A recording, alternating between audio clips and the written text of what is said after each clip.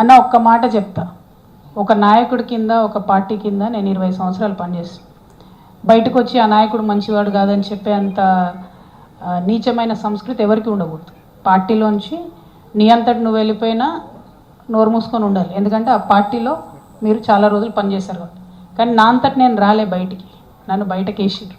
నన్ను బయటకు వేయడంలో కొంతమంది కుట్ర చేసిర్రు, అది వాస్తవం.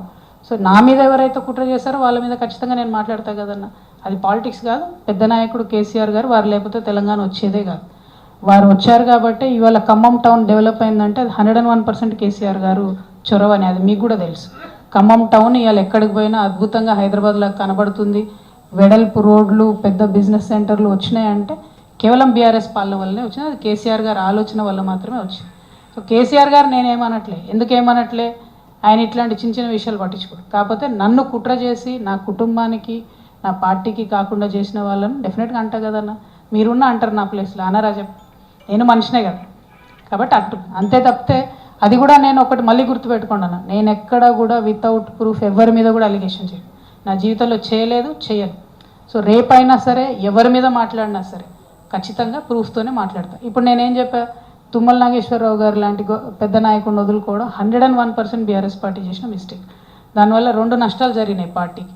ఒక వాతావరణం ఏర్పడింది రాష్ట్ర వ్యాప్తంగా, ఇది అందరు పెద్ద నాయకులు వెళ్ళిపోతున్నారు అనేటటువంటి. అది కరెక్ట్ కాదు కదా. అంత ఎక్స్పీరియన్స్ ఉన్న వాళ్ళు ఎక్కడ దొరుకుతారు?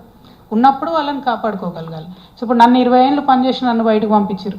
సో అదే పార్టీలో ఉన్న వాళ్ళు ఆలోచించారు, అన్న వాళ్ళ బిడ్డనే బయటకు పంపించారు, మా సంగతి ఏంది అనుకోరా, అనుకుంటారు కదా. సమయం సందర్భం వచ్చినప్పుడు ఎగ్జిబిట్ చేస్తారు ఎవరన్నా కూడా. ఇప్పుడు ఇమీడియట్గా రేపు తెల్లారికల్లా రిజల్ట్ తెలియదు. మొన్న జూబ్లీహిల్స్లో తెలిసింది ఏమైంది, ఎందుకు జరగలేదు? మరి ఇంత వ్యతిరేకత ఉంది కాంగ్రెస్ పార్టీ అంటే. ఏ ఊర్లకు పోయినా కూడా నోరు తెరిస్తే ఫస్ట్ లకారంతో స్టార్ట్ చేసి తిడుతున్నారు. అయినా ఎట్లా గెలుస్తుంది అన్న జూబ్లీహిల్స్లో అన్ని వేల మెజార్టీతో?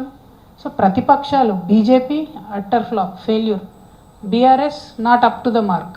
కాబట్టి దాన్ని ఇంప్రూవ్ చేసుకోవాలి. ప్రతిపక్షం లేనటువంటి ఏ రాష్ట్రం కూడా బాగుపడలేదు.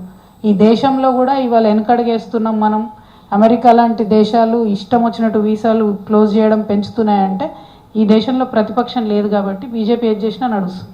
కాంగ్రెస్ ప్రతిపక్షంగా దేశంలో ఫెయిల్ అయింది. ఇక్కడ బీఆర్ఎస్ బీజేపీ ఫెయిల్ అయినాయి ప్రతిపక్షంగా.